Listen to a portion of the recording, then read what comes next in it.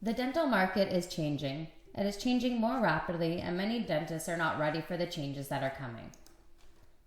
There's a lot I can talk about the future business of dentistry. The relevance here is that the competition, especially from the DSOs, is accelerating.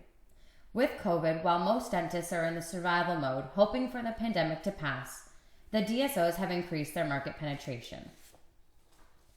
The dental chains are more and more owned by the corporations. Did you know that Heartland Dental, one of the largest DSOs in the US, was owned by Ontario's Teaching Pension Plan? L. Caterton, the company that owns Louis Vuitton, has a significant share in Dental Corp, so they could rebrand their practices as Louis Vuitton Smiles. Walmart already has dental practices inside their stores. Costco already has pharmacy and eye care. There is nothing stopping them from building a dental practice. What about shoppers? Not only retailers can get into the game. Apple has $13 billion in cash on hand. Hypothetically, they could buy all the dental practices in Canada with their cash on hand.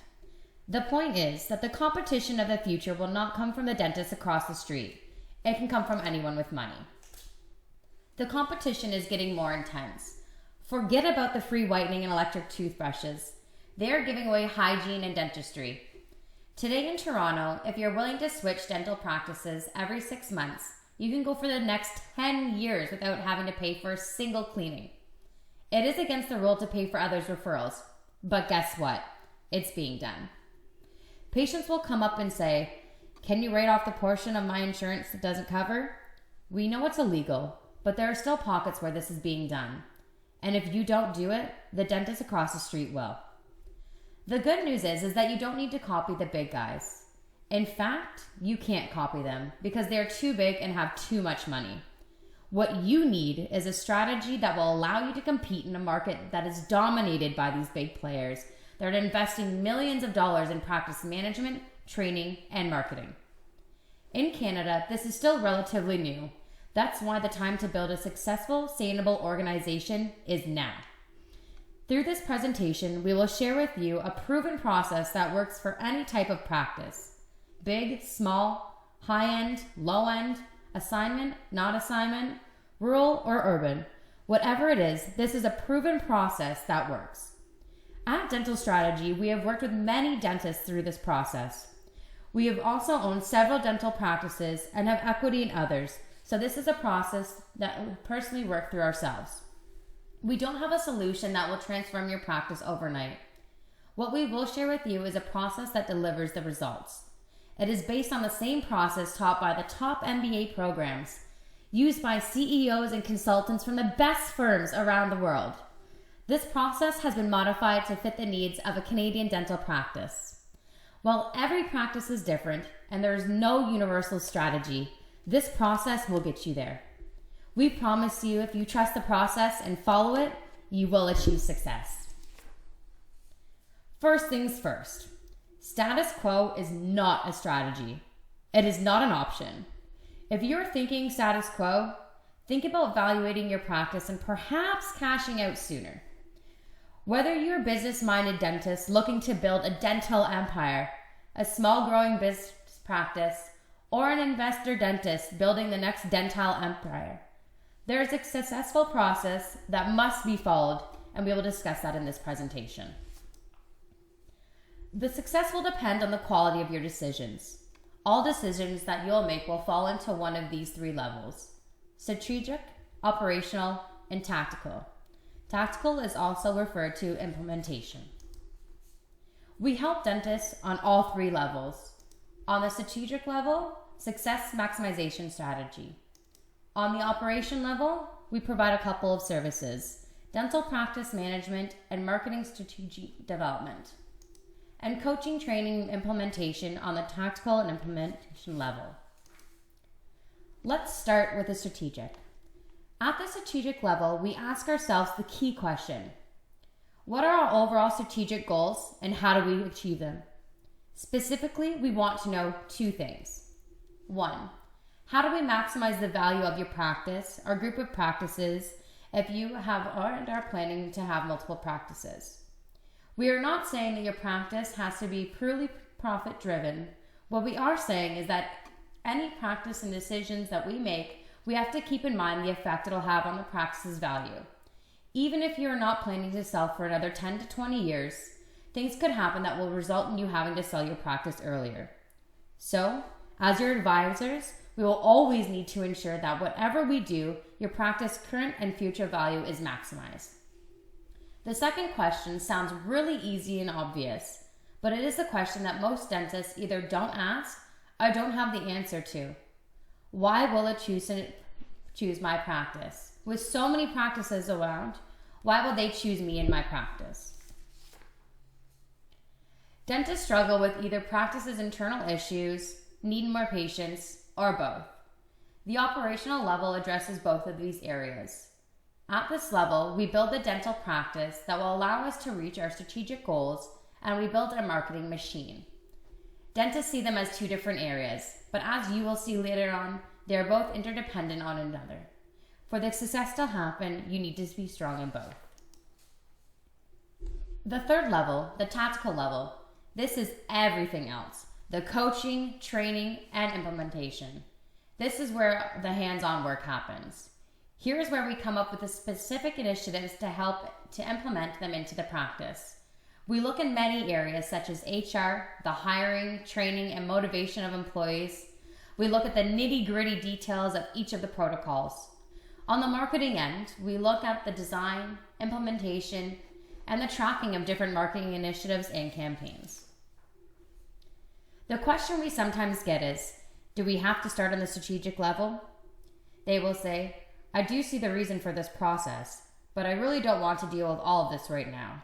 I just need help to train the new receptionist, or I need help with a new website as I'm not getting enough patients. This is a common mistake. Because dentists are hungry for quick results, quick fixes, they want to start with quick fixes at the tactical level. We totally understand where they're coming from. And as much as we would love to support them from experience, we know that fixing one problem will expose a couple deeper underlying issues. If we start at the tactical level and we make decisions on limited information, it doesn't necessarily mean that we're making the wrong decisions. It means that we have an increased risk of making the wrong decisions. Decisions that prove a quick fix to the problem but could potentially create different problems for your practice down the road.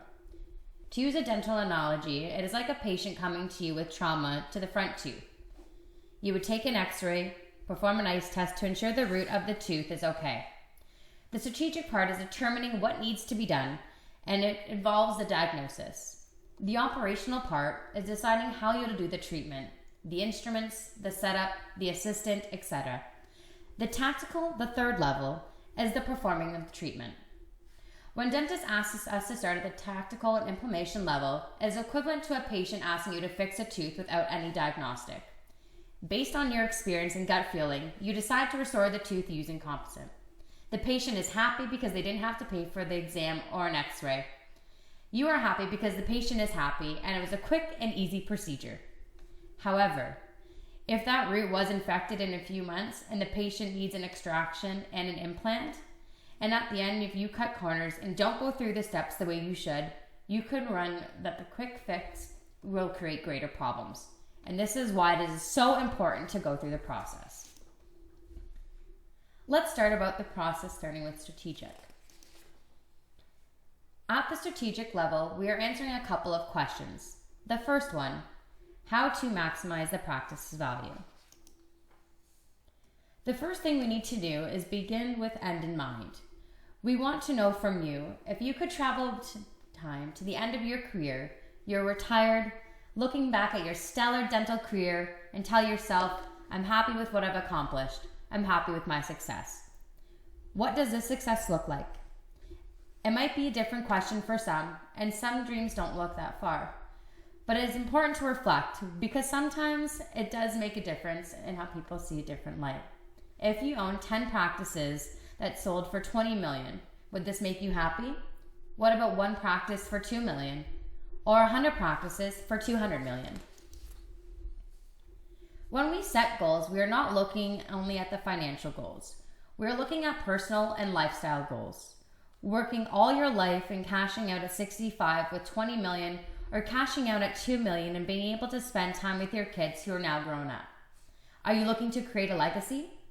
Are you looking to create a lasting impact on your patients, your employees, your family? Is success having a great work-life balance?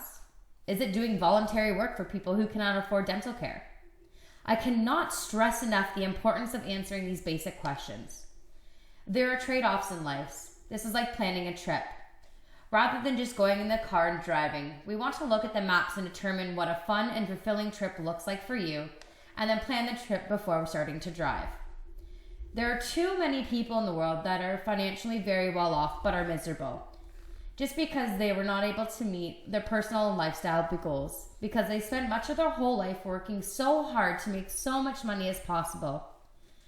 We are not here to judge or suggest how money should be spent when they're retiring and how your goals should be.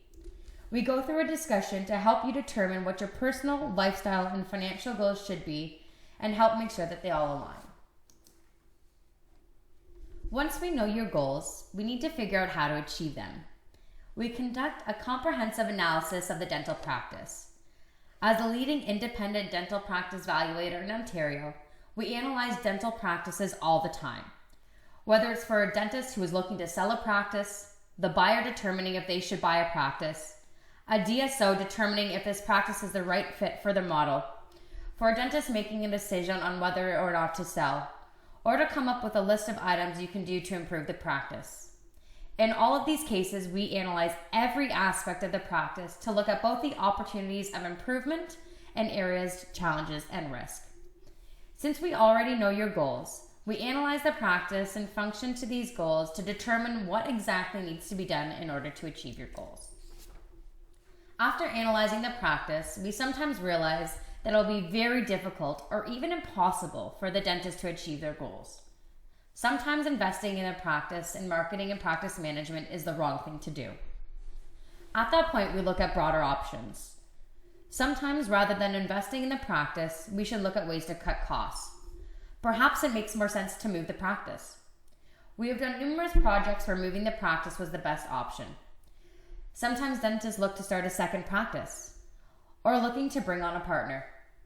You might be in a position where you're considering only to work a few more years. If you're not motivated to invest and grow the practice and there is little opportunities to cut costs, perhaps an earlier exit might be a good option. Slowing down is a very dangerous game for dental practice owners. We have seen dentists not wanting to sell, working hard for another couple of years, making an extra $400K, and when it's time to sell, they realize that their practice lost $500K in value. In other words, they could have retired 2 years earlier, enjoyed their stress-free life for 2 years, and still ended up with more money in their pocket. Every situation is different. Now you'll look at these options and say right away you can discard some of these options. You may not only be open to a couple of them, but at least we've had the opportunity to look at all the different options and make a more informed decision as to the next steps. We analyze over 80 different practice areas to determine where the opportunities and potential threats lie. We analyze these improvements, the cost of improvement against the upside potential. This allows us to prioritize the areas we should target first. Again, we are looking from the perspective of making this the practice that you want to envision so that your personal goals can be met. Here is the $1 million question that every dentist should be asking, but very few really do. Why will a person choose my practice and not the tens and hundreds of thousands around me? Why will someone choose your practice? Because of the unique value you provide. The unique value is a business term that means the reason that a person will choose your practice. The unique value is defined as the special thing that your practice does better than any of the practices around you. Do you ever ask yourself, why is it that some dentists get many patients from little marketing and others spend tens of thousands of dollars and see little effect? We will find out later in this presentation, but a little spoiler alert, there's a difference that the ones do that the others don't, and it's knowing their unique value, and they focus their marketing around it. This triangle here is so important to us as it uses the centerpiece for everything that we do at Dental Strategy. We use it as our logo as it reminds dentists that everything that we do, whether they are looking to grow their practice, improve it, purchasing, starting a practice, before any decision they make, they need to ask themselves, What is the unique value that this practice provides? The triangle isn't unique to dental. Any company in the industry in the world, whether it's a restaurant, a hot dog stand, or Apple or Walmart, they follow the same process and described in the strategic triangle. And these successful companies provide a unique value. In order for you to provide a unique value, what you need to do is reflect on your vision, leverage your competitive advantages, and fulfill the target market expectations better than the competitors can. This is a good chance for the first time you're seeing this triangle. Here's why. Marketing agencies typically don't go through the process to determine your unique value. Not because they are evil, but because it's just a lot easier just to sell their services rather than to go through the process, which takes time and can slow down their selling process. In fact, this process can make dentists realize that they don't need to do any marketing at all. Let's describe each of one of these areas. First is the vision. Vision as a reflection of your core values. It describes the type of practice you aspire to become. We already know the vision because we established this in the strategic question number 1. A common mistake dentists make is that they don't really have a clear vision, or that the consultants that work with them don't push them enough to clearly define the vision. Often we hear visions such as wanting to run a better or more profitable practice, or getting more patients, or providing great patient care. These statements are examples of fluff.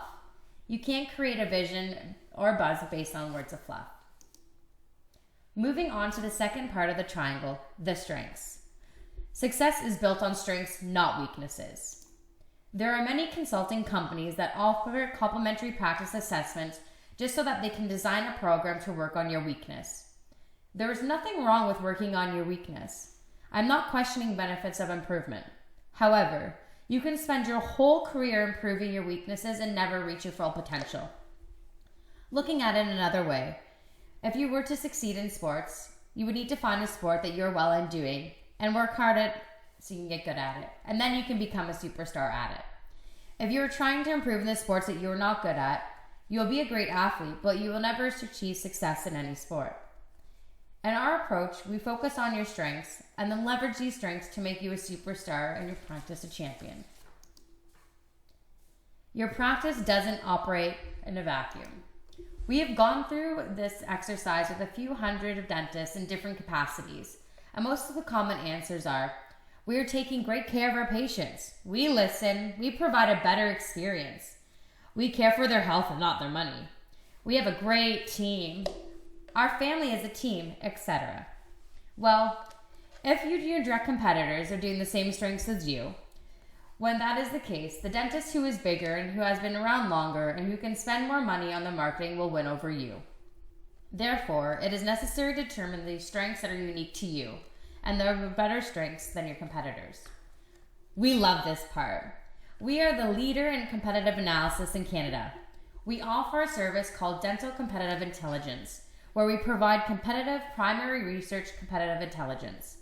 We are always gathering information, researching and analyzing competitors. We talk to dentists every day, some who are staring purchasing, selling, or have an issue to deal with. Most appraisals in public domain will sooner or later get into our hands, either because a dentist is buying it and needs a second opinion, or because they will need help after the practice was required. Often bank accountants or lawyers will also ask us for an opinion. A disclaimer. We never under any circumstance disclose information about a practice to a dentist. However, we do use the information that we've collected, analyze it, and come up with information specific to an area.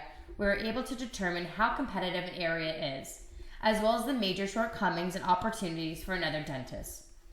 The Dental Competitive Intelligence is a standalone service, but we do include it as part of the success maximization strategy. We have another video that goes into more detail about our competitive analysis. Most dentists make the mistake of looking at a dentist down the road or across the street that is a recipe for a disaster, and one of the main reasons why dentists struggle. We know you, the competitors, and their strengths. We compare their strengths against yours. We look at the 3 strengths that are the greatest in comparison to your competitors. In the business world, we call these strengths competitive advantages. Our strengths now become competitive advantages. These competitive advantages are a solid base in which we can build your successful practice. Now to the last part of the triangle, the patient's expectations.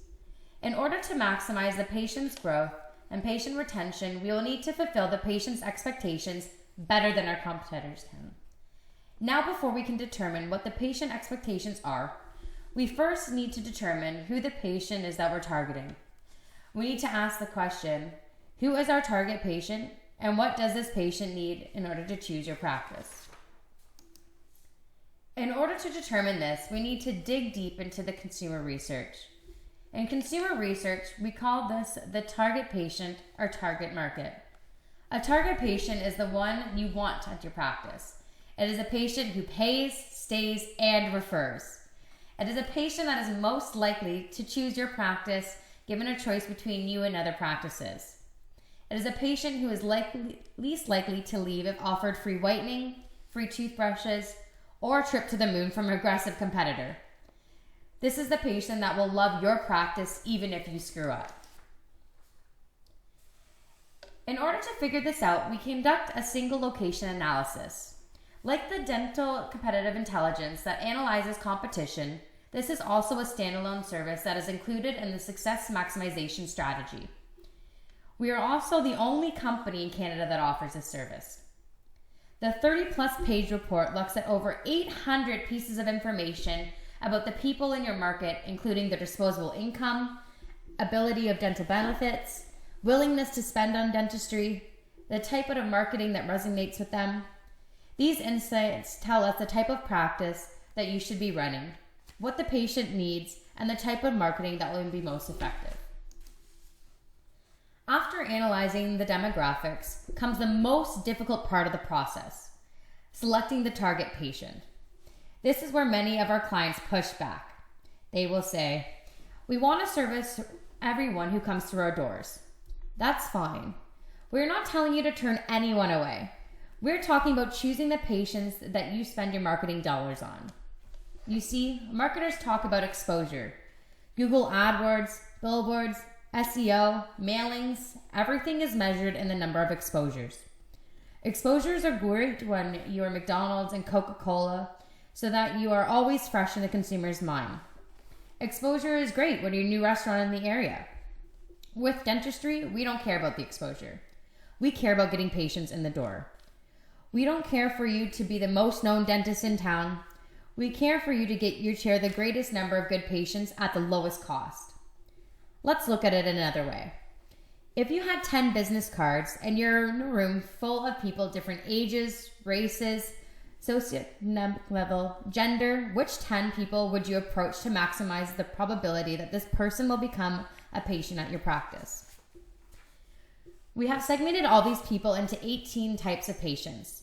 Throughout this exercise, we will determine which of these 18 groups you should target and how you should allocate your marketing budget. This is an exercise that every successful company has gone through at some point, where the real answer to the question is, who is my client and why should they choose my service? Some dentists may question this process is absolutely necessary for success. The answer is no. But it is a competitive edge that, when done correctly, is guaranteed to help you run a more profitable practice with a smaller investment. This is something that is still relatively new in Canada. If you're operating a practice in a competitive area in the US, you better have gone through the target patient process selection, or you'll be throwing away stacks of cash. Graphically, this is what we are doing. We examine all the 18 patient groups. We conduct a target market analysis where we consider who the target patient is for your practice and their competitors. We put all this information together to determine your target patient. Now we're able to put everything together and come up with a unique value. This is exactly what you offer to the patient. This unique value reflects your vision, it leverages the practice competitive advantages, and fulfills your target patient's expectations better than any of the competitors can. We know the unique value and the reason of why patients will choose your practice. Some dentists challenge us and say that they already know what the patient wants, and they don't need a strategy to figure it out. That's great if they do. Let's take this for example. If you had a patient with teeth like this, what solution would you recommend to the patient? It's a tricky question. You see, these girls don't feel that they need any improvement to their smiles. They don't want the Hollywood smile. They consider their smiles perfect and they want nothing to be done with them. What's our point? The point is that the logic is not universal. That the perception of what is great and what is beautiful, comfortable, and enjoyable is not universal. What you, the business owner, perceive as great will not be shared with everyone. Therefore, it is important for you to attract the type of patients who will share your vision of what is considered to be great, beautiful, comfortable, and enjoyable. This is why companies spend billions of dollars in market research to find out how people think and what they like, rather than just assuming what they already know. You need the patient who likes things that you do, who enjoys what you do. Then you can provide that unique value to them. A value that is consistent with your vision, your competitive advantages, and provides your target patient with exactly what they want.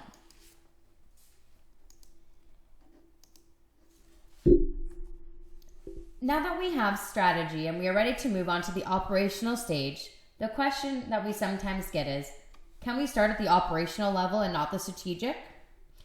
We can. However, we recommend to get the best results, we do need to start on the top, the strategic part. If you're definitely not interested in starting with the strategic part, I say sure, but before starting, I need you to answer a couple questions. 1, how are you planning to maximize the value of your practice? And secondly, why would a patient choose your practice? Based on your answers, we'll move forward and do the best with what we've got. If you have a patient that has a pain in their tooth and you would like to see an x-ray before doing the procedure, now imagine having to do this procedure without an x-ray. You will still have to put in the same x-ray, and not having the x-ray doesn't make you a worse dentist. However, the results of your work can be compromised if you don't have the x-ray. Well, for us, working without the strategic part is like working without an x-ray. While we can still try our best, but use your assumptions if are incorrect, the outcome and everything else will move on from that. At the operational stage, we do 2 things. Develop an organization to reach your strategic and developmental marketing strategy that will bring the right patients to your practice. Let's first talk about the practice itself. Before doing any marketing, you need to have a strong organization. Many dentists make the mistake of starting with marketing. Our advice is, if you're losing patients and you're not getting referrals from your existing patients, it is not a problem that can be solved with marketing. You have to fix the practice first, and only when your practice is working well, work on the marketing. Otherwise, you're burning your money on patients who will not stick around. Let's talk about practice management.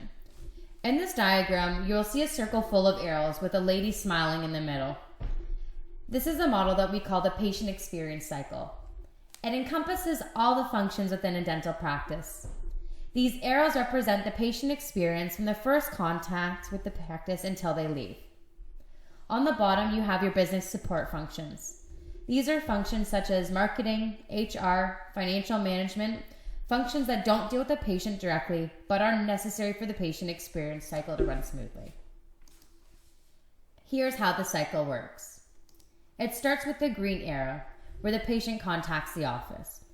If the receptionist does a great job with the initial contact, the patient will come in.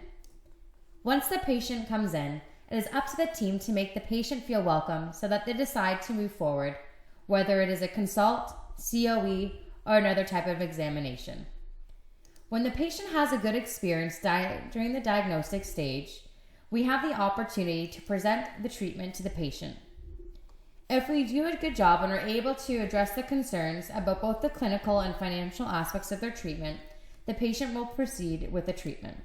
The purple part is the actual clinical experience.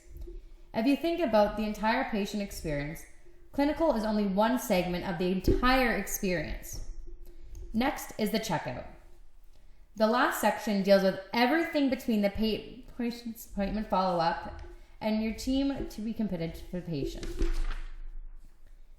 We then have the business support functions. are areas that don't deal directly with the patient but are important for the practice to function smoothly and to provide the ultimate patient experience cycle as discussed in the previous slide. Let's talk about each of these sections in detail. The first section, the patient contact. Dentists don't mind spending tens of thousands of dollars just to get a couple of people to contact the office. In fact, the acquisition cost per patient in major cities in Canada surpasses $300. What amazes me is that these dentists who don't mind spending all the time to get this patient will cheapen out on getting an experienced person answering phone. That initial communication with the patient is so critical, it will make or break the practice. The second component is the patient scheduling. The patient having the initial contact with the patient must know where to schedule the patient, with which provider, and for how long. Great scheduling will improve the profitability of the practice and in the end help to ensure the dentist is doing their job and not running behind schedule. The second part, the patient reception, deals with the initial experience when a patient enters the practice. There are 3 components. The first one, make the practice welcoming and friendly. The second one, the patient check-in. Make sure you know ahead of time who the patient is that is coming. Know their name, their likes and dislikes. There is nothing worse than for a patient who has sunk in tens and thousands of dollars over a decade at your practice to come to the front desk and be asked, "Have you been here before?" Can you spend tens of thousands of dollars on the nicest waterfalls, fish tanks, marble floors, and reclining chairs? But all that will go to waste if you as the patient feel that you are so insignificant to the business that the receptionist doesn't even know who you are, even though your name is on the schedule, and just with one click of a button, she can get all the information she needs to at least pretend she knows you. The third part, patient tour, is the opportunity for you to showcase your practice, highlight your differences, your unique value, and convince the patient or provide verification that they have made the right choice to choose your practice. If you can't be excited about your own practice, how do you expect other patients to be excited so that they will refer you to their family and friends?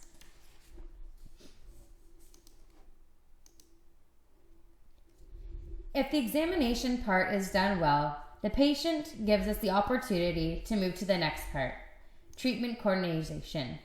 We put a lot of emphasis on the treatment presentation, preparing the actual treatment, the visuals, the models, visuals, etc., to ensure that both the patient understands and enjoys the presentation.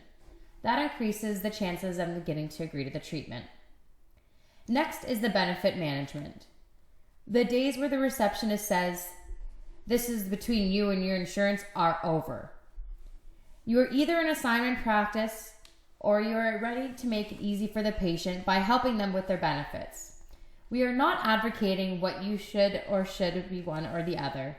Whether you are an assignment or not is a strategic decision that depends on the unique value that you provide, a combination of your vision, strengths, and your target market expectations, as discussed in the strategic component of this process. However, in most cases, you'll need to become an expert in the areas of dental benefits. The last part is treatment financing. Again, depending on your unique value, you may or may not offer in-house or third-party financing. The bottom line is, if finance is preventing patients from accepting treatments, there are many other options that most dentists don't know about. The clinical component, we talk about the protocols for assisting and how to develop an effective and profitable hygiene program.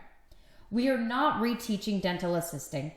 What we focus on is the interaction between the patient, the dentist, and the assistant to ensure that things are running smoothly so that the patient experience is optimized. With respect to hygiene, we know it is one of the most profitable parts of the dental practice. We create successful hygiene imperial programs. The checkout seems to be one of the most straightforward processes, but for most offices, it is not. The handoff between clinical and the admin team isn't as smooth as it should be. During the checkout, any concerns or problems need to be addressed. The patient must leave happy knowing any issues have been resolved, and the coverage and the fees are consistent with what was agreed. If there was a problem, this is the last chance to make it better. No patient can leave the practice unhappy. We're not going to go through all the mathematics of patient value at this time, but a lost patient is in almost all cases a greater loss than what the patient has paid. We are not saying that you should let patients take advantage and that some patients you don't want to keep. What I'm saying is that we must ensure that we've done everything possible to make your patient happy.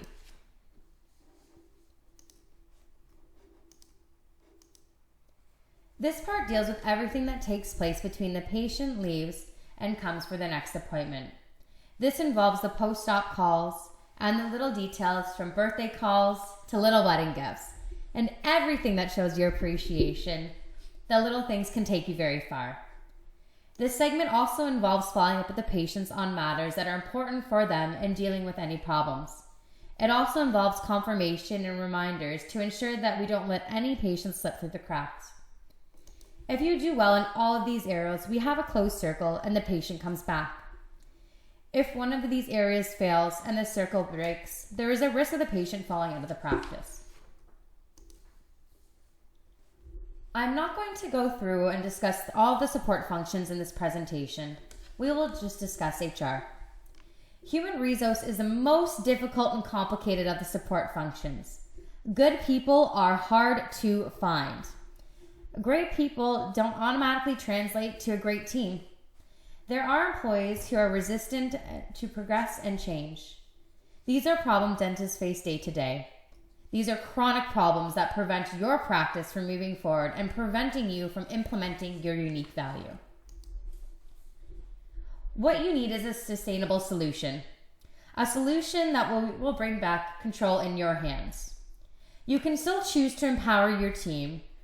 You are strong proponents that you do, but the control has to stay with you. We call this a solution, a sustainable learning organization. A sustainable learning organization is a concept that gives dentists the control over their practice and creates an organization where the employees are in constant training as they train people underneath them. At the operational level, we introduce the concept of what is. The second thing that we will do is develop a marketing strategy to bring the right patients to the practice. Many dentists ask us, what is the most effective marketing strategy? How much should I spend on marketing? We've found 2,300 companies offering over 1,700 different marketing solutions with marketing variations. Looking over all the possibilities, there are 30,000 variations of marketing ideas. Often the real issue is that dentists face is that there are too many choices. Every person who sells in marketing is a marketing consultant. The Yellow Pages marketing consultant will present a marketing strategy based on the protocols that Yellow Market provides. The Google AdWords consultant will limit her recommendations to the services provided by Google. The media consultant from the local magazine will show you how to make the nicest and biggest ad in his magazine. The web designer will focus on the website and SEO. I'm not saying these are people are taking advantages of a dentist, but they are here to sell the products whether they are not right for you or not. Our role is to help determine the best marketing initiatives to undertake. That's the reason we don't sell marketing services, so that we are not in a situation where conflict of interest can be questioned. In our approach, we treat you the same way as if we were doing the same process at our practice. At the end, we come up with a set of 10 internal and external marketing initiatives that are the best for your practice. Since we have followed the process from the beginning, this is not a difficult task. Since we know the unique value that you're trying to communicate, and you have a dental practice that provides the experience that you're trying to communicate, we know who your target is, we know what your competitors are doing, we are able to choose the most effective initiatives. The success of a dental practice is linked to the alignment between the strategic, operational, and tactical decisions. We determine what you want to achieve and the unique value that you're going to provide in the strategic part of the analysis. In the operational part, we develop the practice that is needed to provide the unique value and develop a marketing strategy that will drive the patients into your practice at the lowest cost. Now it is time to put the decisions into practice. We will leave this for another presentation. Dental Strategy helped dentists throughout this process. To learn more, contact us for more information at www.dentalstrategy.ca.